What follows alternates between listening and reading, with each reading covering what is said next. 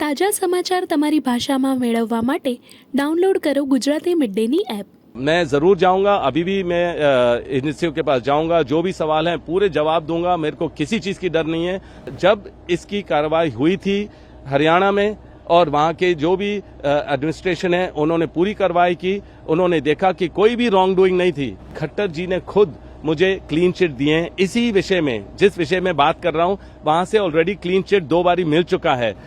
से पूछताछ शुरू कर दी है एक पुराने मामले में, आप जैसा कि कह रहे हैं, क्या कुछ आपको लग रहा है इस पूछताछ के पीछे? और अब आपको दूसरे दिन भी आज बुलाया है, किस तरीके से देखिए इसको?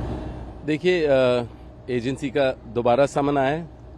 मैं हैरान था क्योंकि जिस विषय में मुझे बुलाया है इसके सवाल ऑलरेडी हमने 2019 में दिए हैं। सबको याद है कि मैं 2019 में 2 ECR में गया था, समन काफ़ी मिले थे, 15 बारी गया हूं और 10-10 घंटे बैठा, 23,000 डॉक्यूमेंट दे दिए। एजेंसियों ने रेड वगैरह किया, जो भी करना था। उस टाइम मुझे याद है कि दिसंबर 7 को 2018 में राजस्थान में इलेक्शन था, तो उस टाइम भी मेरे दफ्तर में रेड किया। बिल्कुल टाइमिंग बहुत ऐसा था। और फिर 2019 में जनरल इलेक्शन था, उस टाइम मेरे को वहां बुलाया और जो भी सवाल थे उसके सारे जितने भी इशू थे सारे मैंने जवाब दिए। अब फिर से मुझे समन किया गया है और उसी विषय में जो मेरे को समझ नहीं है, 7 साल बाद है। क्योंकि वैसे तो मैं क्योंकि अभी इंटेरोगेशन या चल रही है, जो समन है उसके बारे में ज्यादा तो मैं विशेष टिप्पणी नहीं दे पाऊंगा, पर अंदरूनी बात है तो मैं यही कहूंगा कि जो भी सवाल पूछ रहे हैं ये इसके जवाब पहले मैंने 2019 में दे दिए हैं। जो चाहे अगर एजेंसी के लोगों ने, जो भी आईओ ऑफिसर है, अगर उन्होंने मना भी किया कि हमने ये सवाल नहीं पूछे, तो मैंने अपनी स्टेटमेंट 2019 की निकलवाई और उनके सामने मैंने दिखाया कि यही सवाल, जो भी ये विषय में आपने बुलाया, इसके सवाल ऑलरेडी हो चुके हैं। तो वो खुद हैरान थे। और मैं यही कहूंगा कि एजेंसियों का दुरुपयोग हो रहा है। क्योंकि देखिए, मैं अभी अपने जन्मदिन से पहले 10 दिन के लिए लोगों की सेवा करता हूं हर रोज। वैसे तो हमेशा करता हूं, पर 10 दिन लगातार करता हूं। अभी वो सारा रुक गया है क्योंकि मैंने अंधे बच्चों के साथ, विकलांग बच्चों के साथ, बुजुर्गों के साथ मैंने प्लान किया था काफी चीजें, अभी वो रुक गई हैं। और जब भी कुछ भी अन्याय होता है देश में, मैं हमेशा उसके खिलाफ उठता हूं, चाहे ये सरकार कुछ भी करे या कितनी परेशानी करे। तो मुझे हमेशा लगा है कि जब मैं लोगों की आवाज बुलंद करता हूं, जो अन्याय हो रहा है उसके बारे में जिक्र करता हूं, या खुद अगर मेरी कोई भी इच्छा होती है या लोगों की इच्छा होती है कि मैं सक्रिय राजनीति में आऊं, तो उस समय भी एजेंसियों का दुरुपयोग होगा, हमें परेशान किया जाएगा। और मैं हैरान नहीं हूं कि उसी समय जिस दिन मुझे समन दिया या मैं एजेंसी पे गया हूं, उसी दिन राहुल और सोनिया जी को चार्जशीट किया गया है। तो ये इनका प्रचार करने का तरीका है सरकार का कि बीजेपी की एजेंसियों को गलत इस्तेमाल किया जाए और प्रेशर डाला जाए। पर हमें इससे हम और मजबूत होते हैं।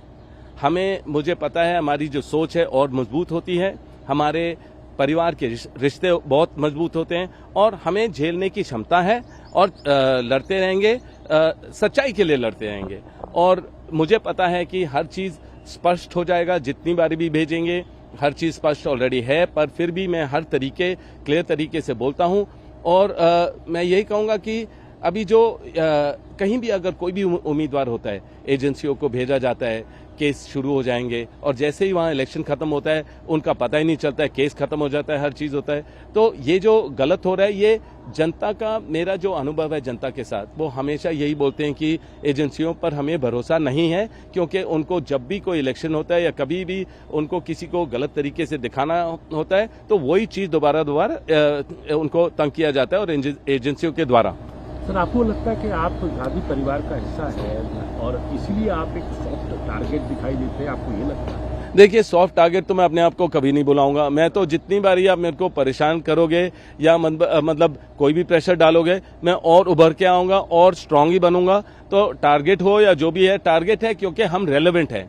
हम लोगों की बात रखते हैं, हम किसी से डरते नहीं है, हम हमेशा लोगों के लिए लड़ते रहेंगे। और संसद में चाहे राहुल को रोका जाए या मुझे बाहर रोका जाए, हम तो लड़ते रहेंगे, सच्चाई के लिए लड़ते रहेंगे और लोगों के लिए लड़ते रहेंगे। तो टारगेट हैं हम जरूर, पर सॉफ्ट टारगेट नहीं है, हम हार्ड टारगेट है और हार्डर बनते रहेंगे। देखिए, मेरा ये सोच है कि समय बदलता रहता है, हमेशा समय बदलता रहता है। क्यों जो हमारे ऊपर बीत रही है, या मतलब कि अगर हम जो झेल रहे हैं, ये समय भी बदलेगा तो हो सकता है उन लोगों को भी झेलना पड़े। तो समय समय की बात है। तो मेरा ये है कि मैं जरूर जाऊंगा, अभी भी मैं एजेंसियों के पास जाऊंगा, जो भी सवाल हैं पूरे जवाब दूंगा। मेरे को किसी चीज की डर नहीं है, कोई चीज छुपी नहीं है।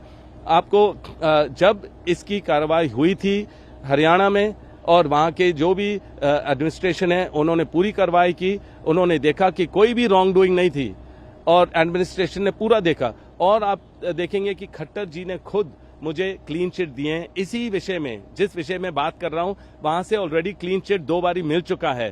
तो मुझे समझ नहीं है किस लिए 7 साल बाद दोबारा वही विषय में मेरे से बात की जा रही है, सवाल पूछे जा रहे हैं। पर मैंने जैसे पहले बोला है कि अगर बोलेंगे 1500, 2000 या डॉक्यूमेंट हमें उनको दोबारा देने हैं, उसमें समय लगता है। पर जो व्हाट्सएप बाहर निकलता है कि मैं अवॉइड कर रहा हूं, कभी भी अवॉइड नहीं करूंगा। मैं इस देश में हूं, कभी देश छोड़ के नहीं जाऊंगा। जितने सवाल हैं उसके जवाब दूंगा, तो कभी भी कोई इश्यू नहीं है। मैं यही कहूंगा कि मैं यहाँ पूरा स्ट्रांग हूं, मैं सारे जवाब दूंगा और मेरे को कोई इश्यू नहीं है। तो जितने भी एजेंसियों को इस्तेमाल करना है करते रहें। आखिरी और महत्वपूर्ण सवाल सर, क्योंकि राहुल जी काफी कांग्रेस पार्टी कह रही है कि राहुल गांधी ने जिस दिन से मिशन गुजरात की बात करी, आईआरसीटी का अधिवेशन वहां किया, और उसके बाद ही जो है पहले नेशनल हेराल्ड की प्रॉपर्टी अटैच होती है, जब्ती की बात होती है, और उसके बाद चार्जशीट के अंदर अब दूसरा जो है मामला पीएमएलए का भी हो जाता है। पूरी इसी कार्रवाई से दोबारा अब सोनिया गांधी और राहुल गांधी को गुजरना पड़ेगा। उसको भी कुछ आप कैसे देखें? जब भी हम लोगों के लिए बात करेंगे या प्रगति की बात करेंगे या एकजुट होने की बात करेंगे या जो गलत हो रहा है उसके बारे में हम लड़ते रहेंगे, कहीं भी, गुजरात हो या साउथ में हो या कहीं भी हो, मणिपुर, उसके बारे में कोई जिक्र नहीं होती है। हम उसके लिए भी लड़ रहे हैं। पर यह है कि जरूर हमारे ऊपर एजेंसियां छोड़ेंगे, आईटी वाले मेरे दफ्तर आएंगे, नोटिस मिलेंगे, और सदियों से चला आ रहा है। पर हम एकजुट हैं, हम लड़ते रहेंगे पूरी जनता के लिए, जनता की आवाज बुलंद करेंगे, चाहे संसद में हो या बाहर हो, और हमें कोई नहीं रोक पाएगा। मैं ये बता सकता हूं, कोई नहीं रोक पाएगा। हम और मजबूत होते रहेंगे जितनी प्रेशर आप डालेंगे।